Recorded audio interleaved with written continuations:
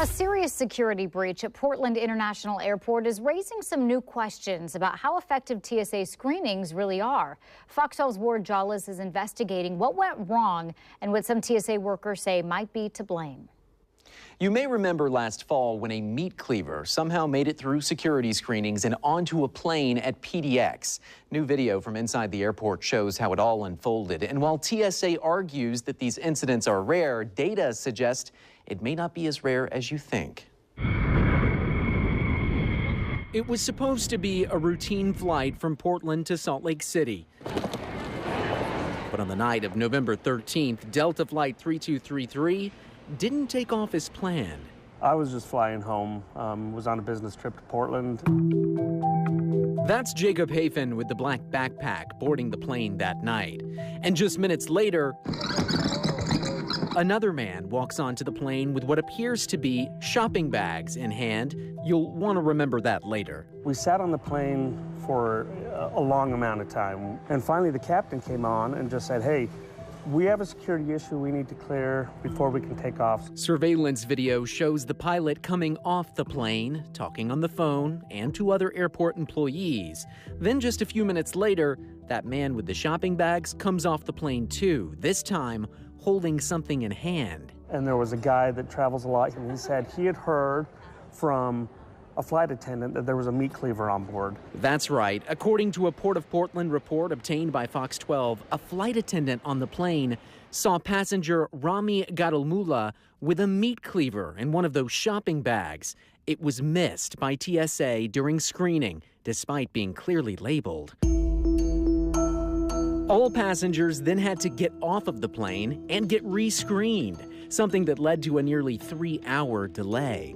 It was pretty insane to think that something like that can get on an airplane. But just how insane is it? We'd like to think that the Transportation Security Administration, established after 9/11 to enhance airport security, catches everything. The truth is, that's not always the case. It's worth noting that the Department of Homeland Security, which oversees TSA, doesn't release this data very often.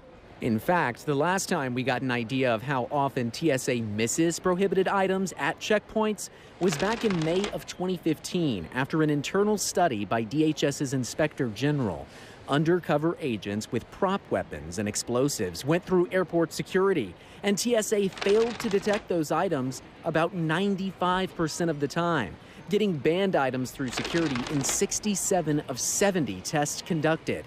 We know from DHS records that these covert tests are still being done as recently as November of 2025, but the agency hasn't made any of the records public. But one TSA union leader in Oregon suggests the mistakes may come from the fact that frontline screeners are working under immense pressure. There's just so much distraction, and we cannot have that in our line of work. Trang Kim is the vice president of the local TSA union, AFGE Local 1127. She says staffing shortages, morale issues, and government shutdowns have been distracting for screeners lately. The meat cleaver incident happened just a day after the historic 43-day shutdown last fall, when TSA employees worked long hours with no pay. Just because we do what we do and we do it well doesn't mean that, we don't get distracted. But, mistake happens, and I am going to blame the mistake on the distractions. And Kim says one of the biggest distractions, the current legal battle between the TSA union and the Trump administration and DHS. Twice in the past year, Secretary Kristi Noem has attempted to strike down the union's collective bargaining agreement. And twice now, judges have halted the action. The battle over worker rights coming to a head in Congress. Why are you seeking to make their jobs harder by getting rid of collective bargaining rights, which would help them with job security, safe working conditions, and ensuring accountability in the workplace? The existence of a collective bargaining agreement is inconsistent with the mission that TSA has to perform and the agility with which we need to run this agency. TSA denied our request for an interview, but reiterated in a statement that their employees are highly trained and use cutting-edge technology. They would not address our questions about the collective bargaining agreement or the meat cleaver incident. Delta Flight 3233 was able to take off that night eventually, 3 hours after its scheduled departure time. The guy with the cleaver, Rami Gadalmula, seemed unaware and surprised he caused all the trouble, adding he only brought the cleaver because he got a good deal on it. He was allowed to board a plane again later that night. If you had a message for him, what would you say?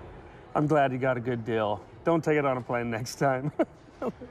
But that's all, harmless mistake.